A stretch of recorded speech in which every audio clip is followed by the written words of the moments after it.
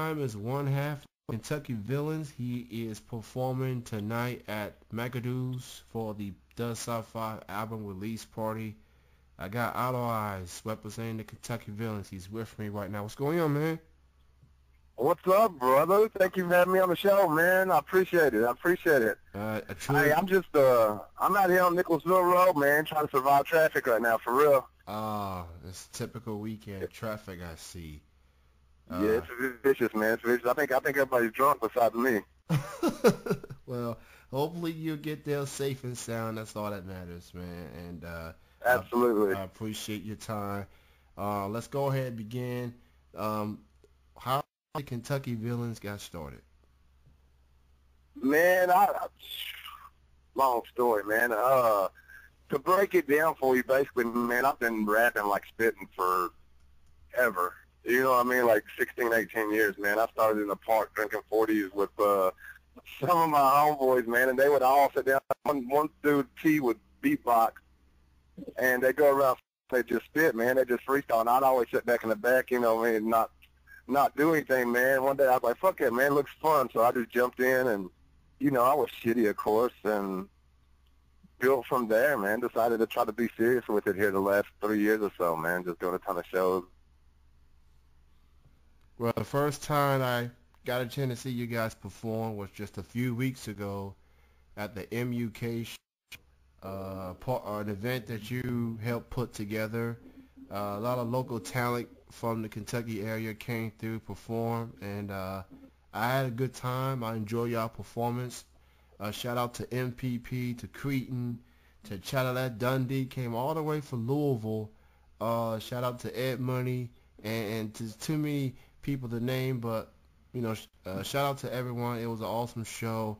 How did you feel about the show overall? I mean, I thought the show was amazing, man. I mean, like the talent was there, you know, everything was put on right, the sound was good, and honestly, man, you know what I mean? I appreciate everybody that came out. I honestly think there should have been 300 more people there, but, you know, that's just my own thoughts. You know, I mean, that may be being a little bit cocky or whatever, but I just think that good music deserves to be seen, you know what I mean, by as many people possible. And we've got so many hip-hop fans in Lexington. So many. Yeah, I'm definitely seeing the buzz going around for Kentucky hip-hop. I'm definitely a fan of majority of the artists out there, such as yourself, Hybrid Rapper, Drex, Rowdy Yates, Shooter McGavin. The list goes on and on. It's just so many artists, and I'll give you an example. I've seen the music video for Cold World. A lot of talented artists on that track, and it must have been. Yeah, and every one of them from local to Lexington. You know what I mean? Like one county over, and so. Yeah, what was that like being part of that video and with that many artists in Kentucky, man? Man, that video was like a party, dude, for real. Like, first I gotta ask, what kind of language do you have on this show, man? I don't want to overstep my bounds talking about this video. No, you're good. I got you, man. We're good. Like, I mean, honestly, man, we had a party in the garage of the state capitol on Sunday in Frank, man, and shot that video. Was basically how that video went down. We got tore up in the garage, you know what I mean? Smoked a little bit, drank a little bit, and shot a video, man. I mean, it was planned out. It was set up by Hybrid and, oh, man, I can't think of the video shooter's name right now. Is Richie, something Richie. I'll get back to you on that, man. I'll tag him on Facebook this evening. But he shot the video for us, man. We just picked locations in the garage, and we had our verses ahead of us and everything. Like I said, Hybrid set up sent everybody the beat and put it together, man, and just had a Kentucky track. It's definitely a dope record. For those who haven't seen it, just look it up on YouTube. Cold World. It's the name of the song. You know, no chorus, just all the artists spitting. Yeah. And as I pointed out, as I was introducing you, you're on your way to Frankfurt for a album release event courtesy of Does Sci-Fi, who's one of the artists on the Cold World track. He's got a new album just came out, The Native Return. And one of the performers tonight. What's it like getting a chance to be a part of this album release? Man, I think it's awesome, dude. I haven't even heard any of the album yet. He sent me a few tracks that he was trying to get me to collab with him, maybe on there. I think it's going to be a pretty good album, man, first off. And I think he's put together a really good album for his, you know what I mean, for his, I think it's his debut release as far as a full-fledged, like, album. So I think it's going to be an amazing show, too, man. There's some good talent on there. And plus, a bunch of the names you already named, like Shooter McGavin's going to be hosting it. I think he'll do a little set. Hybrid's going to be there doing a set. I can't remember everybody on that. PK Ellison. Yes, PK. Is on that. I know Drick's dropped out of it. He's sick. I've been fighting that too, man. I've been fighting like damn cold for a week, man. Near lost my voice in Louisville 2 nights ago. We did a show with Demon Jones of Rehab. Probably never heard of him. I hadn't, man. But apparently he had like a track on that Party Down South and stuff like that, man. I was losing my voice just during that show because of the cold. So I feel what he's fighting, man. Well, you're a Me trooper, personally, man. though, I like to drink whiskey, man. I drink whiskey to cure that and just go ahead and go on stage. I'll tell you what, man, you're quite the trooper having to go through all that, and, you know, that's what artists do locally, mainstream, whatever type of situation you're in. Just go out there, put the music in, y'all perform. You're working nonstop, you know, whether you're working on a song or performing, just getting yourself out there, getting yourself heard, and that's just what it boils down to. And just thank you, man, for inviting me to the MUK show. As I've already said, I've had a good time. Right. I heard that you mentioned to me via Facebook you got a new single coming up in November, which will and a new album will follow. Is this for a solo project, or this for a Kentucky Villains project? The album we're working on currently, man, is going to be a full-fledged Kentucky Villains project. It's going to be similar to the IdolEyes 10-Day Series project, as in me and Van Gogh will be spearheading it. You know what I mean? Like every song will have me and Van Gogh as part of that song, and then we're going to have the other Kentucky Villains, like we'll have Swisher on some hooks, Candy Turn on things, and just, you know what I mean, they're going to be more or less highlighting the album more than being like, you know what I mean, like having their own songs or anything like that. So it's still similar to what we had been doing. We're just moving forward and putting more elements into it, putting more money into it, more time, just more of everything, man. A more polished product all the way around, because I want my music to be, I want you to be able to switch out between it and Busta Rhymes CD and it sounds as clean. You know what I mean? Everything sounds up to par, which I think our last album was too, but it's just more of that, man. Bigger producers, bigger mixers, masters, you know, the people involved with it's going to be bigger. Of all the Kentucky artists out there, who are some of the ones that you enjoy doing songs with the most? I enjoy doing songs with anybody, man, in Kentucky that's got a good sound, and I think they fit well with our sound, because some styles do clash, man. I mean, like if I got somebody good Young Thug style music on one of my songs, it's not probably going to mend very well. It could, hell, I don't know, fuck it. It'd be something I'd give a try to before I'd reject the song, but I enjoy doing music with anybody, man. I'm a music lover. It's not so much about specific styles or anything like that I follow. It's just I love the sound of music, man. And honestly, you know, I mean, I'll do a song with anybody, man. A banjo player, I don't care anything.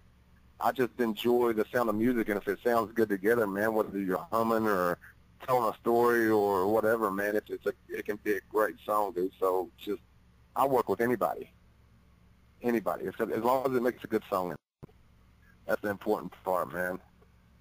I definitely respect that comment, because it just shows that you're willing to go outside your comfort zone, that you're willing to work with anyone regardless of genre that it is. And there's some artists may think about doing it, but don't give it a chance. And for someone like you that's willing to go that extra mile, that makes me respect you as an artist. You know, someone that's willing to do something different instead of the typical stuff, you know what I mean?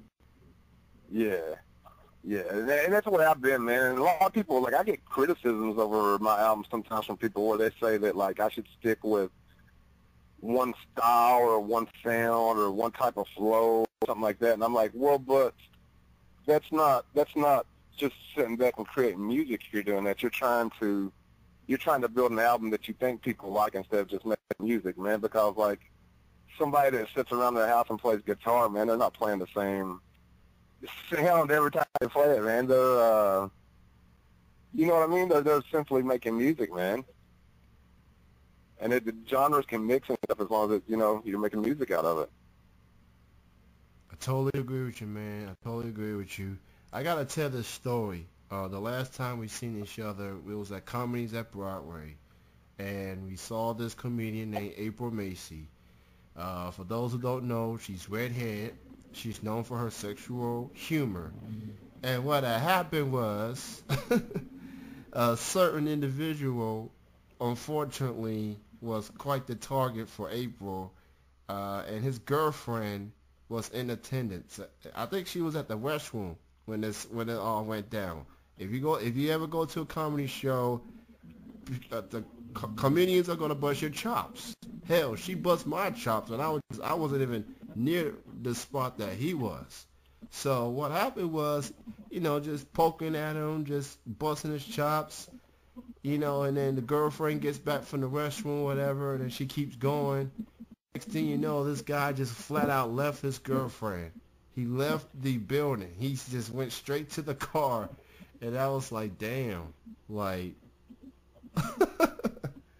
I was like, man, you gonna leave your girl like that? You gonna leave your girl high and dry because you couldn't take jokes? I'm like, yeah, he needed to chill, man. He needed to smoke a joint or something. He needed some relaxation in his life, man. It's just too nervous. His girl didn't get enough blowjobs or something. There was he was stressed the fuck out. Yeah. Basically. I mean, look. She was asking, is there any black guys in the audience? And then she saw me, and I was probably one of the few black guys there, but and she got me good, but you know it was all good. It was, you know, I hang in there. I didn't left. You know, I had a good time. Right. And I even took a picture of April, so she's cool with me. Yeah. So Yes. See, that's what I was talking about too, man. See, I'm just a fan of the arts in general, man. Yeah. Like, I like going to see that comedy show. Plus, you can take stuff from as a musician from watching like other entertainers, man. Because, like, you know, honestly, like you could sit there and watch her and how she interacts with the crowd and stuff, and makes them like her. And you can do those same techniques as a musician in between your sets and stuff. So people always need to, like, I think a good musician should be a good study of the arts too. Well said, man. Now, before I let you go, why don't you go let the people know where they can learn more from your work, where they can purchase your music, where they can, you know, Facebook, Twitter, Instagram, any other links people need to know. Again, man, I want to thank you for having me on the show again, brother. It's a pleasure talking to you again, man. You can find us, man. Honestly, the reason we even call it Kentucky Villains is it's easy to find, man. We're from Kentucky. We're villainous. We like to get drunk on stage and drink whiskey and smoke blunts, you know what I mean, play with chicks' thighs, you know. But Kentucky Villains, man. Google Kentucky Villains. We're Kentucky Villains on everything. Facebook, Twitter, Instagram, Snapchat, fucking some shit I don't use. I think I got a Pinterest address. It's posting recipes by itself right now, man, under Kentucky Villains. It's got Jello shots and shit on it, I guess. Oh, but I will get some big head shops and some local stuff in town too, man. Like a couple you didn't mention, man. Shashti Christ is getting ready to go to Europe. He's having a European tour for like a month and a half, 2 months, some shit like that. Divine Karma is killing it, man. Great entertainer. Yes.